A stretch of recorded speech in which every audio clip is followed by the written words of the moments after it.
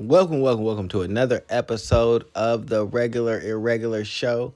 I am the host with the most, Sleepy Melbourne, in the building. And welcome, guys. Make sure you like, comment, and subscribe. We got a good show for you today. We got Tower of God, chapter 616. And oh yeah, we about to get right into it. Starts off with Traumerei, just kind of like in a daze, daydreaming, just staring down. And someone's calling his name. And who could that be? Oh, it's Gustang. And if you're wondering, how did we get here? Fear not. It's all a memory. And we don't really get that information in this chapter. But if you remember in last chapter, 615, Gustang had gotten the last part, the beginning part of the book that he needed so that he could regain his memories. And this is what I'm assuming is the beginning of the book, which is right after it seems like Arline's death happened. Bam's bomb. But yeah, so let's continue. Gustang is here, and they're just in a field of grass and a solitary flower. Gustang is like, why are you in the daze, bro? What's happening? Were you sleeping? Were you relaxing? And Traumerei's like, I don't know. When did you get here?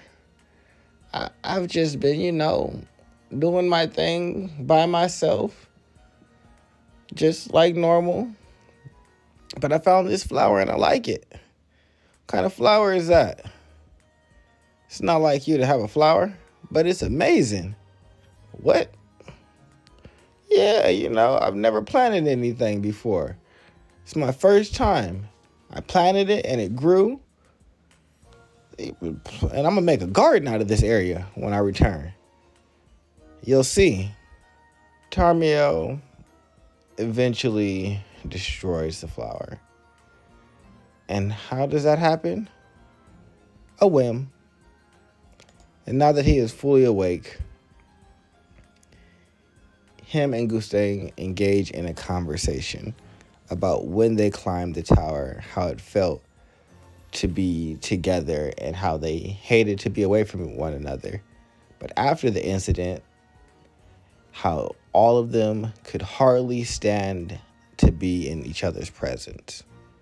It's like some unspoken thing had been broken between them and was driving a wedge further and further. But we get to see Traumerei's floating palace, which was the precursor to his mothership. It's pretty average, but I guess for someone who wasn't at this point a great family head, this is pretty dope. He's rolling around in a giant ship. It's probably kind of boring since he's by himself, but they discuss some of the things that Zaha wants to do now that he's become king. Traumerei says that, of course, him and Zaha are very close. Since Gustang seems busy, it's only natural for him to step in and help his friend, which is why him and Zaha communicate the most, because he feels like it's his duty to help facilitate the plans that Zaha has, showing his unwavering loyalty and trust in Zaha. And that's a very honorable characteristic in Traumerei. For all of his ruthlessness and coldness to his family, he's probably never really looked at them like an equal or like his children. And I think that has a lot to do with the fact that Traumerei and the other great family heads are actually human. And no one from the tower is a human. They're just kind of like different types of like amorphous humanoid creatures. So it's not like the same, but we'll get more into that. They continue to have a conversation where Gustang eventually mentions that he went to the workshop and got to see the master. To which Traumerei says, I can't believe you went there. I couldn't stand that guy. He's such an unpleasant person.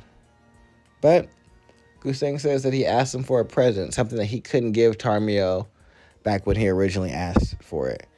And that was, of course, I wish that there was a creature that could become anything. Okay. All right. Sure. Sure. You want, I don't even know what to call that. A shapeshifter? Kinda. But what he got was a creature that is nothing but can become anything. Try to raise it well. And with that, Gustang makes his leave, and Traumerei is left with the cube that would eventually be known as Enkidu. And there's more. He left the cube in a little jar for quite a long time. The cube kind of followed him around. And from someday, I don't care, but I was absorbed in chasing the Shiryu rabbit. The cube started to follow him. And as it would meet different people, it would be able to mimic their appearance and voices, which would become quite startling and unsettling to the people, and also not necessarily the most interesting to Traumerei. But finally, Traumerei made a request of the cube. Be human. You can be anything. It means becoming a real human being. And the cube is like, well, what do you mean? And Traumerei just leaves. He made his request, and now he's done with it. And so after that, we get a little bit of lore about the breaking up of the group. After heeding Traumerei's words, a creature, I decided to become human. According to what is reported in the book, until I climbed the tower, it is said that Traumerei had many colleagues by his side. But after I stopped adventuring, 2 of the 13 great men had differences of opinions and left them. Many helpers followed them and in turn turned their backs on the remaining 11 people. At this time, the people had not yet called themselves the head of the family. The 11 people also begun to grow apart little by little, each with their own goals. It was many years later that they established a completely independent family. And all of this information was contained in a living being created by the master. So this creature dared to think Traumerei is lonely because his friends have left. And the reason Traumerei wanted him was, I guess it was because I was to fill that empty space. So the creature continued to pray and pray and pray until one day Hedon appeared. And I don't know how I feel about Hedon. Let me know in the comment section how you guys feel about Hedon, because sometimes I feel like Hedon's on our side, but then other times I feel like Hedon's super sketch. His history with how he got Rachel in the tower, him trying to set Bam up in the beginning. It just feels real shady. And then now with this situation with him appearing, I don't know if he doesn't like irregulars, but this is before he even had or was supposed to have the main issue with the irregulars. So I just don't really understand. But technically, all of the great family heads are irregular. So maybe he's trying to get rid of them. And this is one of his plots to create a being that would want to torment and go after them. But he takes the cube away with him because the cube knows that he is the oldest administrator and believes that he is here to grant his wish. They go to a battlefield where they find a man named Enkidu. And this would become the cube's new body. After that, we get a scene with Traumerei fighting a giant beast with wolves and vipers at his side. Seems to be doing quite fine.